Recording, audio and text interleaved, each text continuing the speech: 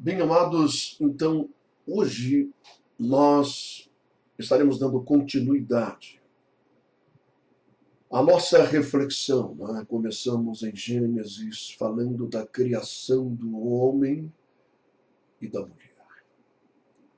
Em nosso último programa, nós terminamos fazendo menção àquilo que o apóstolo Paulo escreveu àquela igrejinha que ficava lá em Corinto, na Grécia. E ele escreveu sobre um símbolo de poderio e de autoridade que as mulheres deveriam usar, ou seja, o seu cabelo crescido. E Paulo disse, por causa dos anjos. E ele finaliza dizendo assim, veja aqui, capítulo 11, verso de número 15. Mas ter a mulher o cabelo crescido lhe é honroso. Nós lemos isso. Porque o cabelo lhe foi dado em lugar do véu. Mas, disse ele, se alguém quiser ser contencioso, nós não temos tal costume, nem as igrejas de Deus. Claro. A exemplo de muitas outras escrituras, essa frase de Paulo tem sido deturpada. Mas você que é uma pessoa inteligente, é evidente que compreende o que ele está dizendo aqui. Ele não está dizendo que não tinha, nem ele e nem as igrejas as quais ele havia fundado, o costume de que as mulheres tivessem o cabelo crescido como símbolo de poderio e de autoridade do homem sobre ela. Nós tratamos sobre tudo isso na mensagem passada. Mas ele, apóstolo Paulo e suas igrejas, não tinham o costume de quê? De contender acerca de qualquer assunto, de brigar, de discutir. Não. As pessoas são livres para fazer o que quiser. Então, se uma irmã quiser raspar sua cabeça na lateral e fazer um cabelo de moicano, pode fazer. Cada um faz o que quiser. Cada um é livre para fazer o que quiser. Paulo disse que nós somos livres. Todas as coisas nos são lícitas, mas existem coisas que não são convenientes. E nós precisamos observar os conceitos de Deus. Que o céu não é lugar de balbúrdia, de confusão. Das pessoas terem suas próprias ideias e conceitos. O reino de Deus não é terra de ninguém. Tem um reino e tem um rei, é o Senhor da glória. Então nós precisamos entender os seus conceitos, já que Paulo está dizendo que é por causa dos anjos, que acompanharam toda uma história de rebeldia, promovida por Lúcifer, o querubim da guarda do louvor de Deus, que se rebela contra a autoridade do próprio Deus. Então Paulo cita isso aqui. Há todo um princípio de autoridade, de poderio, que precisa ser observado. Homens, mulheres, todos nós precisamos observar esses conceitos. Essa questão, ela é muito séria. Nós falamos sobre isso na vez passada, no início dessa mensagem, sobre esse vazio que existe dentro de cada homem, não é? E sobre aquela mulher. O texto sagrado diz unir-se-á o homem à sua mulher e deixa subentendido que não era qualquer uma. Não é a qualquer uma, mas a sua. Há uma mulher específica que lhe preencherá o seu próprio vazio, porque cada um de nós somos pessoas diferentes umas das outras. E nós meditamos que muitas vezes por não aguardar o conselho de Deus, a direção de Deus, o agir de Deus, nesta área tão importante da vida do homem e da mulher, milhares de pessoas vivem hoje infelizes. Milhares de pessoas casaram errado e se deram conta disso tarde demais. Milhares de pessoas vivem hoje uma vida dupla, uma vida falsa, uma vida fingida. Lá fora aparentam uma certa alegria e uma convivência amistosa, mas dentro das quatro paredes o inferno em chamas toma conta. Uma vida miserável, desgraçada, infeliz. Quantas pessoas estão assim? Quantos homens e mulheres vivem hoje sozinhos e têm verdadeira aversão somente à ideia de voltarem a viver debaixo do mesmo teto com alguém, porque são como ex-combatentes, traumatizadas com a batalha, com a guerra. Quantas estão assim? Será que eu estou falando alguma bobagem? Será que eu estou falando alguma besteira? Ou eu estou tocando na ferida?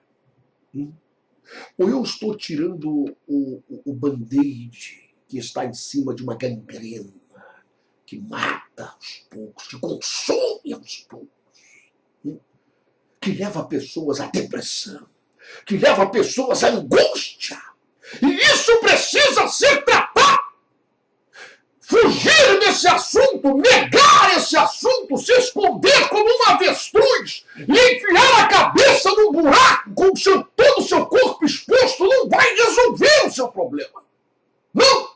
Não, nós precisamos ver aquilo que a palavra de Deus nos orienta. Para que você, para que eu, qualquer um de nós, não venhamos ter uma vida como pessoas que foram sequestradas e colocaram um capuz sobre a sua cabeça. E você se encontra num ambiente escuro e desconhecido, com medo, sem saber o momento da sua morte, ou se você vai sair ali ou não.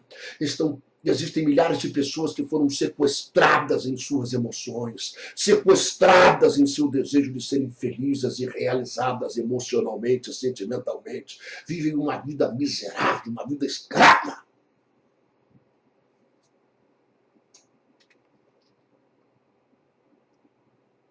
Isso é muito sério. Salomão, o filho do rei Davi, ele foi um homem abençoado, inteligente, culto. Sua sabedoria não era humana. Ele foi o homem mais sábio que já viveu nessa terra. E nunca haverá um homem tão sábio como ele. Porque Deus o capacitou com esta sabedoria. Mas somente um homem. Portanto, passível de cometer erros, enganos, falhas, pecados. Salomão foi um homem que teve 1000 concubinas e 800 mulheres. Um homem que tinha vasta experiência nesse assunto, não é? E parece que no meio de toda essa mulherada, a sua sabedoria não foi capaz de instruí-lo para que ele pedisse a direção de Deus. Talvez como rei, como rico, como sábio, como homem admirado, como um homem que as mulheres se aproximavam dele aos montes, às pencas, às dúzias. Ele pensou que não precisaria do conselho de Deus para isso. E demonstrou através da sua vida um vazio que jamais foi preenchido. E isso lhe foi a causa de sua desgraça. Porque no fim da sua vida ele começou a acender incenso aos deuses de suas mulheres. Um homem que demonstra através das coisas que escreveu o seu desgosto. Não é? Em Provérbios, capítulo 21, verso 19, Salomão ele diz assim, eu não sei se você conhece o deserto, talvez você já tenha visto em algumas reportagens, mas não é a mesma coisa. Eu já estive no deserto do Sinai. Você não faz ideia como o sol arde na pele. E as pessoas que vivem por ali, os beduínos, os lábios são cortados pelo sol escaldante, a areia quente do deserto não é brincadeira. Você viver num deserto, meu irmão, você não faz ideia o que é aquilo. Imagine-se no meio de um deserto, de uma areia quente, sem uma bússola, para lhe dar uma direção para a direita ou esquerda, para que você encontre um oásis, um lugar de sombra, uma água, debaixo desse sol escaldante, arrastando essa areia quente do deserto. Salomão escreveu que é melhor o homem estar nesse deserto do que viver numa casa espaçosa ao lado de uma mulher rixosa e briguenta.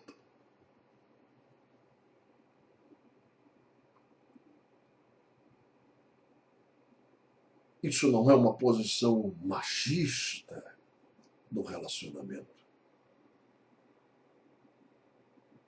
Mas palavras de um homem que convivia constantemente com situações de discussões e de brigas.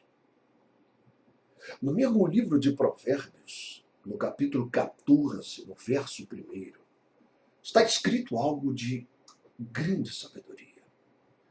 E está escrito assim que a mulher sábia, veja o que a palavra de Deus afirma aqui.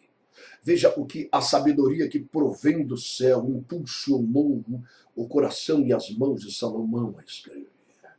A mulher sábia, ela edifica o seu lar, mas a tola, com as próprias mãos, ela faz desabar. Com as próprias mãos, ela destrói. Veja o poder que há. Uma vez, eu ouvi uma frase muito interessante que me levou a pensar, a refletir. Mas essa frase diz assim: a mulher tem um grande poder nas mãos. Ela tem o poder de fazer um mendigo se sentir um rei no seu barraco de madeira. Ou ela tem o poder de fazer um rei no seu palácio se sentir um mendigo desabrigado. E é verdade, é bíblico isso. Porque no mesmo livro de Provérbios, no capítulo 12, verso 4, essa é a expressão usada pelo homem de Deus. Ele diz assim, que a mulher rixosa, tola, que age de forma impensada, inconsequente, ela é, na vida de seu esposo, como gangrena nos seus ossos.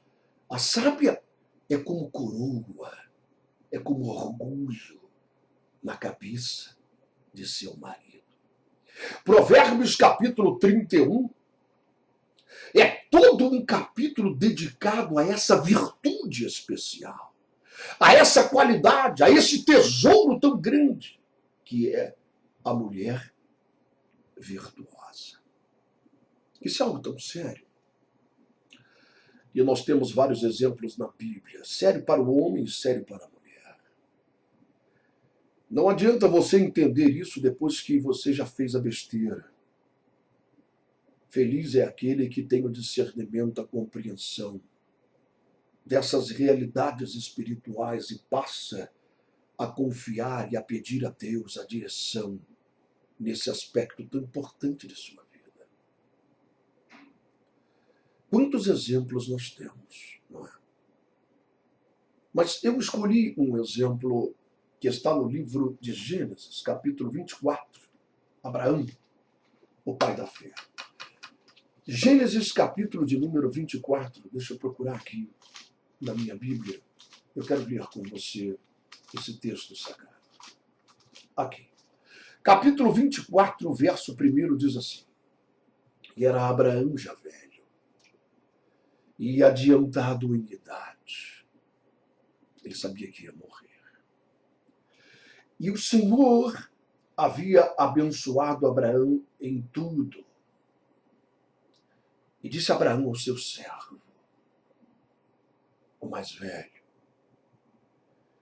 que tinha o governo sobre tudo o que possuía, põe agora a tua mão debaixo da minha coxa. Isso era a forma e o costume daqueles homens de prestarem um juramento de uma promessa.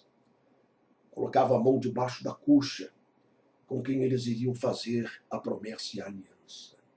Para que eu te faça jurar, disse Abraão, pelo Senhor, Deus dos céus e da terra, que não tomarás para meu filho mulher das filhas dos cananeus, do meio dos quais eu habito, mas que irás à minha terra e à minha parentela, e daí tomarás mulher para meu filho Isaque.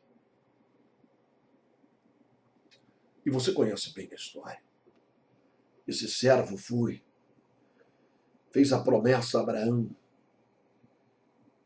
e foi atrás dessa mulher. Veja a preocupação de Abraão no fim da sua vida. Seus dias estavam acabando.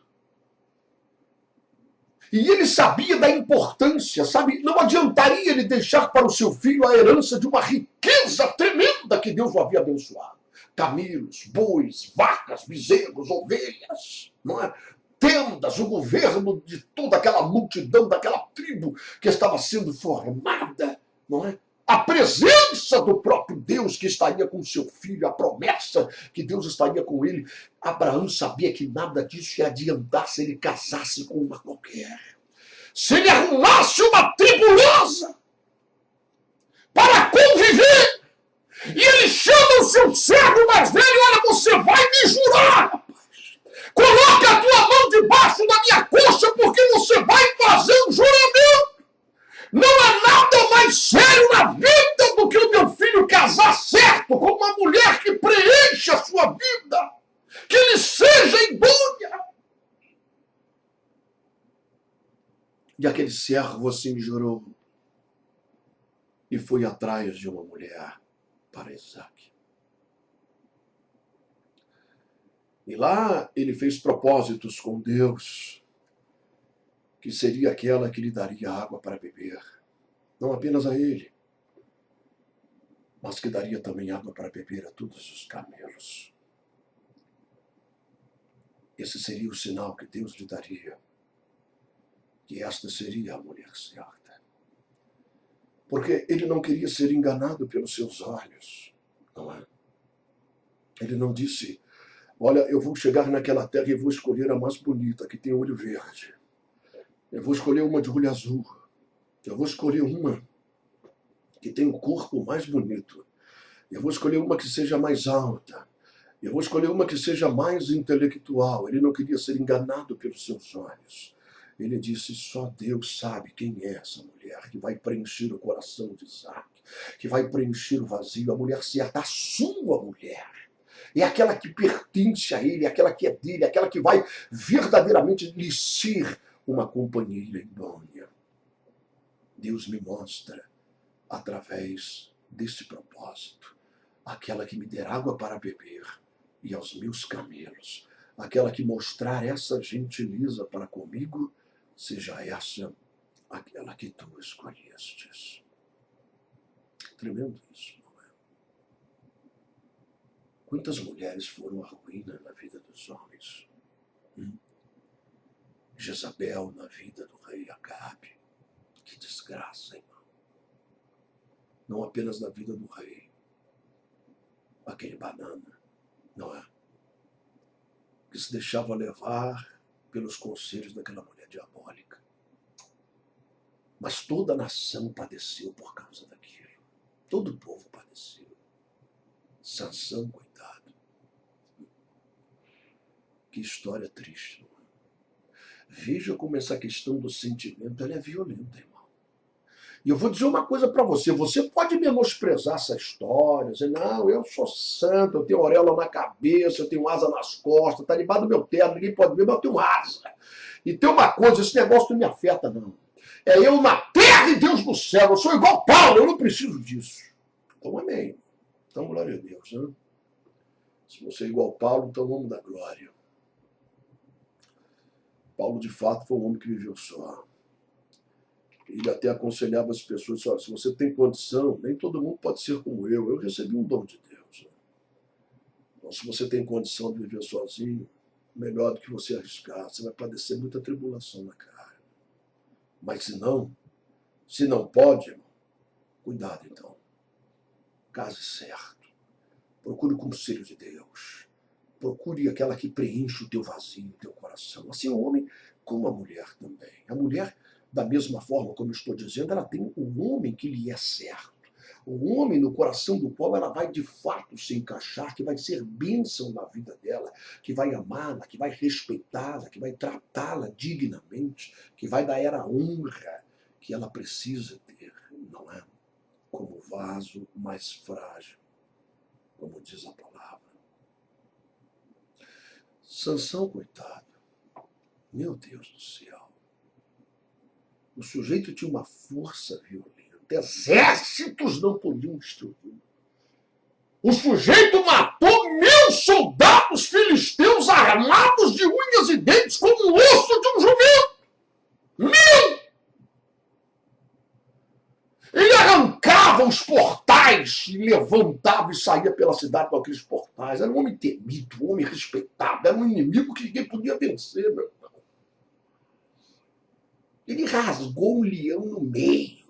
Ele pegou o bicho pela boca e foi abrindo a boca do leão até rasgar ele pelo meio. Nós estamos falando de um sujeito que tinha uma força extraordinária. Ele era temido pelos seus inimigos. Por quê? Porque o Deus, Criador dos céus e da terra, estava na vida dele, meu irmão.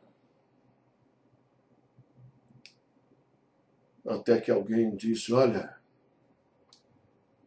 não adianta você mandar o soldado mais feroz, não adianta você mandar o soldado mais bem armado, aquele que malha. Não adianta você mandar aquele que é forte, aquele que é alto, aquele que tem cara de feia, não é? Aquele... Não adianta, Sansão vai destruir. Manda uma mulher, sozinha, e ela acaba com a vida dele. Pior que foi verdade. Pior que foi verdade. Então, nós não podemos menosprezar isso. Nós não podemos achar que isso é uma questão, não é, carnal. Isso é uma questão mundana, que tanto faz, que você tem direito de escolher, que vai dar certo, que Deus vai abençoar. Não é? É igual aquelas pessoas que compram aquela plaquinha na feira do Paraguai. Deus abençoa essa bagunça e pendura no seu quarto. Deus não abençoa a bagunça. Deus não abençoa a bagunça. Não. Nós é que precisamos nos sujeitar a Ele, nos submeter a Ele, entender que Ele tem o melhor para nós, que os conselhos de Deus, eles são sábios e são para o nosso bem. E se nós desviarmos os nossos pés para outro caminho, podemos fazer isso, somos livres para isso. Foi o que Paulo disse à igreja de Corinto, não vem contender comigo não. Se você não concorda com isso, você discorda do que eu estou falando, então faz o que você quiser. Faz o que você quiser. Faz um cabelo de moicano. Faz o que você quiser. Nós não temos costume de contender, de brigar, nem eu e nem as igrejas. Agora, cada um vai responder a Deus e vai colher a consequência de tudo aquilo que tem semeado e tudo aquilo que tem plantado. O reino de Deus é um reino instituído por princípios de autoridade. Quer você queira, quer você não queira. O reino de Deus, ele é constituído por princípios de autoridade. O homem tem como cabeça Cristo, Cristo tem como cabeça o Pai, o Deus Todo-Poderoso, e a mulher tem como cabeça o homem. Se for um homem de Deus, sua vida será uma bênção. Se não for, eu sei que muitas sabem do que estou falando. Não é verdade?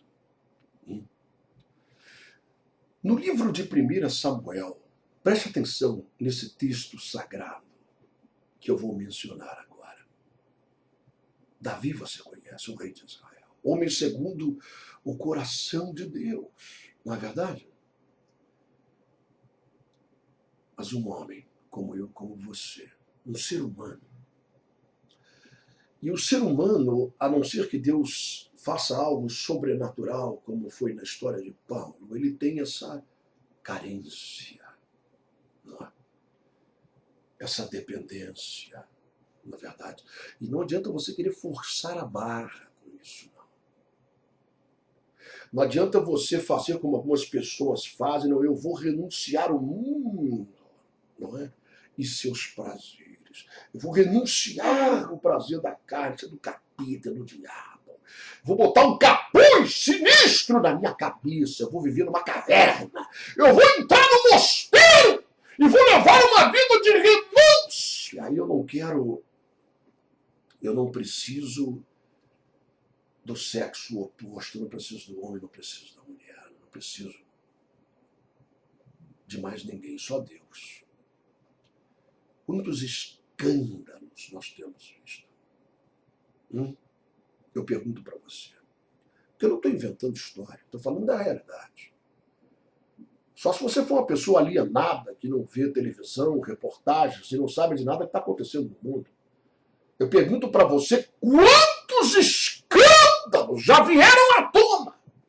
Fora aqueles que ainda estão escondidos, mas que também virão à tona. Destas pessoas que fizeram essa espécie de voto de castidade, não é? De se separarem das coisas carnais, das coisas do mundo. Quantos escândalos horrorosos já vieram à tona, não é? Porque isso é algo que não foi feito pelo diabo, mas foi feito por Deus. O diabo deturpa, como tudo nessa vida. Ele entra para deturpar as coisas que Deus diz. Ele entra para mutilar as revelações de Deus. Ele entra para quebrar princípios de autoridade. Ele entra para escravizar. Ele entra para sequestrar as emoções, os sentimentos do homem, da mulher, e torná-los infelizes. Ele é como se ele dissesse assim, olha, você vai para o céu, mas você vai ter uma vida infeliz, miserável, porque eu vou agarrar essa área da sua vida e vou te arrastar nessa infelicidade até você acabar. Mas Jesus, ele disse, conhecereis a verdade, e a verdade vos libertará. Aquilo que Deus uniu, o homem não separa. O que Deus uniu, ninguém consegue. Aquilo que é promovido pelo próprio Deus. Aquela que é osso dos seus ossos, carne da sua carne, que verdadeiramente provém de Deus. Não é? Davi, rei de Israel, ele foi ungido por Samuel. Você conhece isso. E houve aquele problema com aquele gigante, lembra disso? O tal do Golias. Você conhece bem a história desde criança, não? Ele matou aquele gigante. E aquilo foi uma glória para Israel, mas deixou Saul com a pulga atrás da orelha. Ele começou a perceber que Davi estava ficando famoso. De que as pessoas inventavam canções com o nome do rei Davi. E estavam projetando Davi, porque ele começou a despertar uma inveja terrível.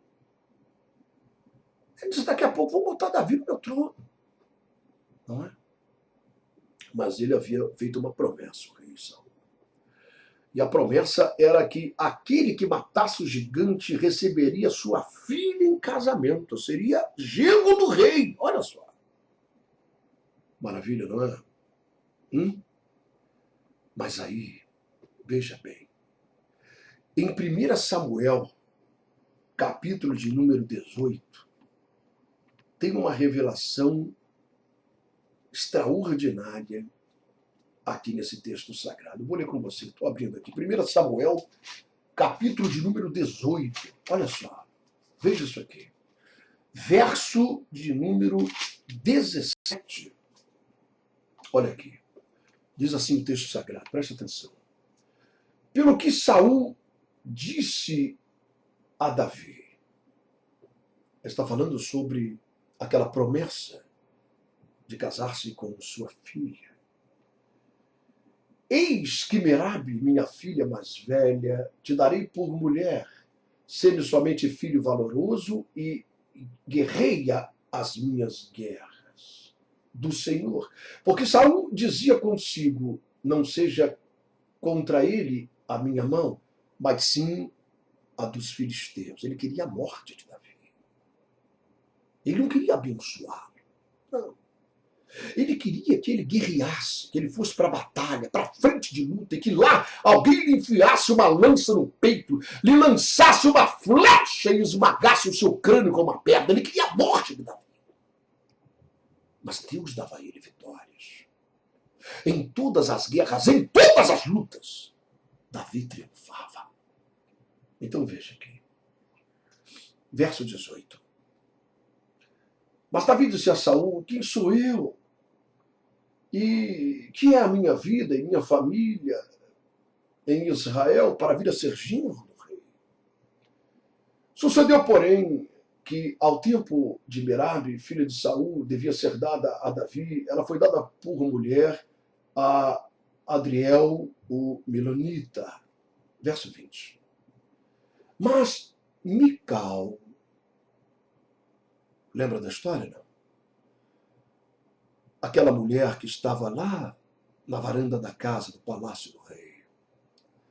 E quando ele entrou, saltando, pulando e dançando na frente da arca, esbanjando, entornando alegria e louvor a Deus, nu, pelado, dançando no meio do povo, se humilhando perante os olhos de Deus. Você lembra da mulher que estava lá em cima, na varanda, e que amaldiçoou Davi? Espraguejou, moleque, pelado no meio de todo mundo. Lembra disso? É essa dita cuja. É Mical. Ela foi amaldiçoada por Deus e nunca teve filho por causa disso. Por ter desrespeitado a atitude do rei, a atitude de Davi e a humilhação dele perante Deus. Veja aqui, verso 20. Mical, a outra filha de Saul, amava Davi. Olha bem. O que, sendo anunciado a Saul, pareceu isso bom aos seus olhos. Olha só. E Saul disse: eu lhe darei para que lhe seja de laço em sua vida. Você viu aí, irmão? Irmão? Olha o que Saul está fazendo. Saul disse o seguinte: eu botei ele na frente da batalha. Eu mandei ele lutar contra os piores exércitos. Esse sujeito batalhou contra Golias, o campeão dos filisteus, e ele não morre. Ele não morre. E quando ele soube que Mical, não tinha ninguém melhor para conhecer a personalidade e o caráter de Mical do que o próprio pai dela, Saul. E ele sabia que se tratava de uma tribulosa. E ela demonstrou isso lá na varanda do palácio, quando ela amaldiçoou Davi. Ela mostrou o caráter dela, a personalidade dela, as atitudes dela. Quando Saul ficou sabendo que Mical gostava de Davi, ele disse: maravilha, agora eu peguei ele. Vou dar ela em casamento para ele, a vida dele vai ser um inferno. Eu vou entregar Mical para Davi e isso lhe será um laço. Veja, meu irmão, veja. E isto lhe será um laço. E foi mesmo. E foi. Porque se não fosse a misericórdia de Deus, Davi tinha morrido por causa disso. Sabia? É porque a lei diz olho por olho, dente por dente, vida por vida. Não é o que dizia a lei? E você sabe que Davi era um sujeito que tinha ouro, prata, pedras preciosas, fama, aliança com Deus Todo-Poderoso, mas ele era infeliz. E aí ele viu aquela mulher tomando banho lá embaixo, meu irmão. Lembra da história? Pois é. E aconteceu tudo que você sabe melhor do que eu. Não é? Mandou chamar aquela mulher, Betseba, e engravidou a mulher. E ela era casada. Ela era casada. E aí começou toda uma desgraça. Davi mandou matar o marido dela quando descobriu que ela estava grávida. para que ninguém descobrisse aquele negócio, ninguém soubesse daquilo. Agora, por que Davi fez isso? Davi era um moleque? Era um tarado? Nós estamos falando do homem segundo o coração de Deus. Será que nós podemos julgar um homem que o próprio Deus afirmou dizendo: este homem é um homem segundo o meu coração? A minha alma tem prazer nele, nas suas atitudes, mas é apenas um homem. Nunca deixou de ser um homem segundo o coração de Deus. Mas vejam que o rei Saul anteviu. Ele disse: eu não consigo matá-lo com lança, não consigo matá-lo com flechas. No meio da guerra, Deus dá vitória. Essa Mical vai acabar com ele. Essa Mical vai ser gangrena nos ossos de Davi.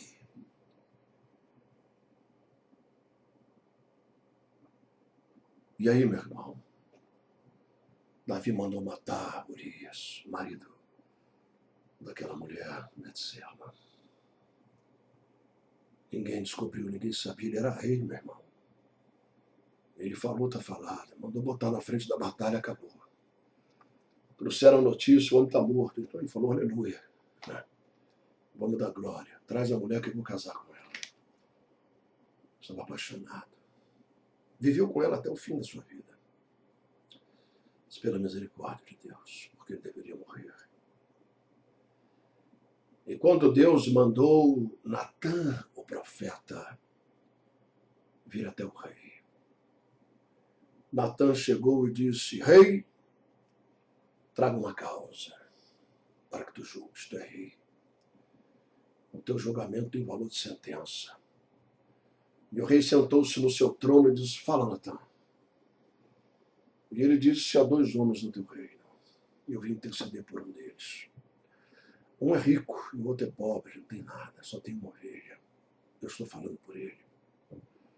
Veio um viajante visitar o rico, e o rico disse: eu não vou matar nenhuma ovelha minha para servir de almoço, vou matar do pobre. E pegou a ovelha do pobre, matou e serviu. E agora, rei, como tu julga essa causa? O rei Davi ficou vermelho, se irou, levantou do trono e disse: esse sujeito vai morrer hoje. E Natã olhou para ele, esticou aquele dedo e disse: tu és esse homem. E Davi arregalou os olhos. O que? Tu és esse homem.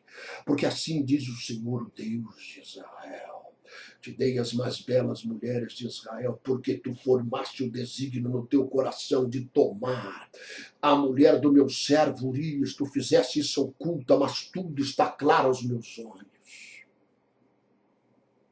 Meu irmão, era a morte. Saul não conseguiu matá-lo com a flecha, matá-lo com a lança, não conseguiu nenhuma cilada entre os filisteus, mas ele entregou Mical e disse: ela vai conseguir matar ele.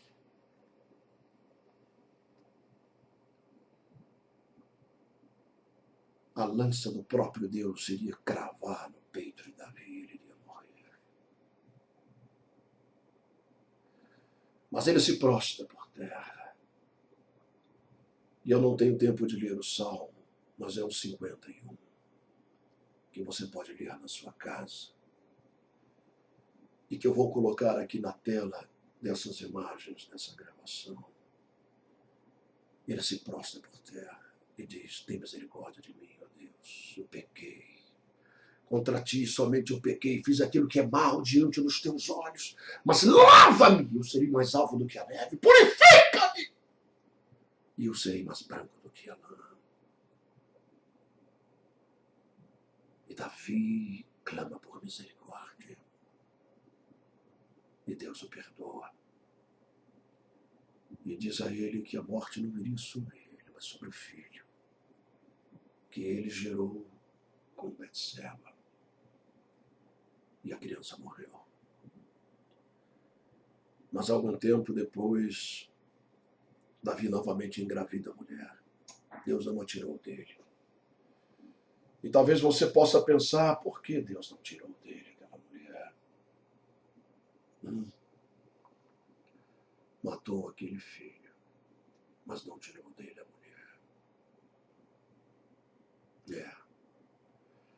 E ele a engravidou novamente. Novamente, Natan foi chamado por Deus. E Deus chama Natan e diz: Natan. E Natan chega com aquele olhar de profeta e diz: aleluia, glória a Deus, eis aqui o teu servo. Fala que teu servo ouve. Davi engravidou de novo a Betseba. Ah, Senhor, aquele homem. Eu sei que ele é segundo o teu coração, mas tem cabeça dura, Senhor. Quer que eu vá até lá? Sim, vá. De que maneira o Senhor vai matar esse agora, Senhor? Eu não vou matá-lo. Você vai chegar lá no palácio e vai levantar aquela criança aos céus. O Senhor quer que eu jogue ela lá de cima? Então, Senhor, vai ser uma coisa terrível. Vou jogar ela lá de cima, vai cair lá embaixo, vai estraçalhar. Não. Levante ela e consagre a mim, porque eu abençoarei essa criança. Será chamada Gedidias, que foi Salomão, rei de Israel, abençoado por Deus. Nosso tempo acabou, o assunto não. Mas o que houver a mais para ser acrescentado em tudo que nós meditamos e refletimos, o Espírito de Deus acrescentará no seu coração. Fica na paz, um abraço, em nome de Jesus.